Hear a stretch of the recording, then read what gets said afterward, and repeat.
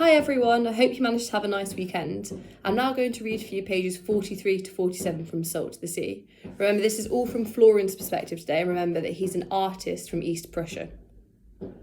Thoughts of a nurse girl followed me through sleep and lingered after I woke. Did I dream that I spoke with her? It made me angry. With each day that passed, a threat mounted. Had they made the discovery in Königsberg yet? I couldn't let a pretty girl sidetrack me. The barn was still dark, hollow with the emptiness of the displaced people it housed. My wristwatch said it was approaching 4 a.m. I pulled myself to a sitting position, gritting my teeth to fight the pain. My pack was untouched, my papers still beneath me. I returned the documents to my jacket and got to my feet. I took a couple of steps toward the barn door and the blind girl sat up, her milky eyes blinking. The nurse slept next to her, her suitcase open, pretty brown hair scalloped around her face. What did she say her name was? No, it didn't matter. She was ugly, that's what I told myself. I knelt and rummaged through the nurse's suitcase. The blind girl's nose rose towards the roof. She rotated her head and stared straight at me. What could she see? Were her eyes frosted over like an icy window, allowing light and dark to filter through?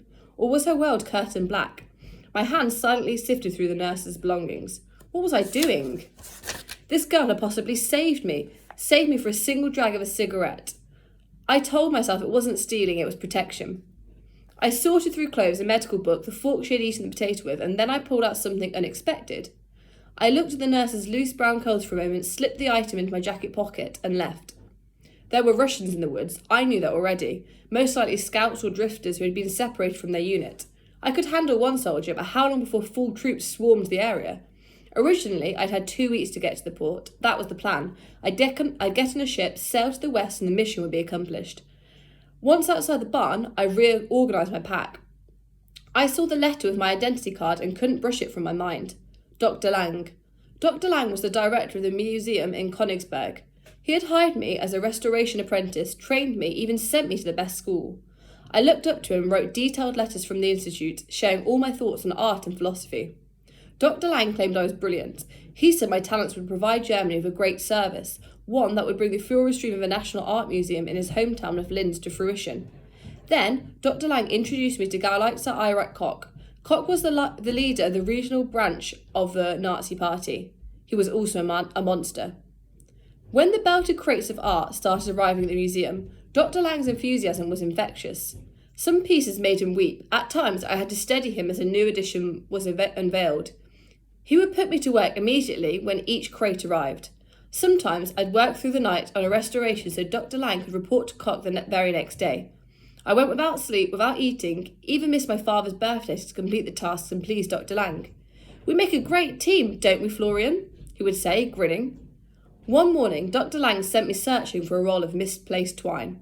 While looking, I found all of my letters to him from the institute, carelessly thrown into a bottom drawer with ink and supplies.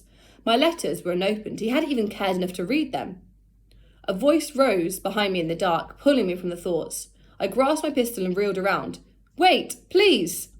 The Polish girl, pink and out of breath, ran toward me in the snow. Amelia. I could not trust the people in the barn. The giant woman recalled when she learned I was Polish, so I willed my legs to move faster, telling myself that once I told the knight my story, he would understand. He would know what I had done for his country. He would protect me. My stomach complained. Would the hunger ever fade, retreat in a kind and gentle way, and stop its constant knocking? I couldn't remember not being fearful and hungry, when my stomach didn't feel pulled with yearning. My mental pictures of Lau seemed fading, like a photograph left outside in the sun. Lau, the city that always smiled, a place of education and culture in Poland. How much of Lau would survive? The knight's silhouette came into view and inspired me to move faster. I called out and he turned, gun aimed. "Wait, please," I said, "I'm coming with you." He turned away from me, then continued on his path.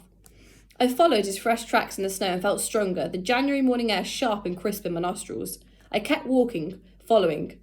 After several metres, he stopped and turned, furious. "Go away!" "No," I protested. "It's safer for you to stay with the others," he said. "Safer?" He didn't realise I was already dead.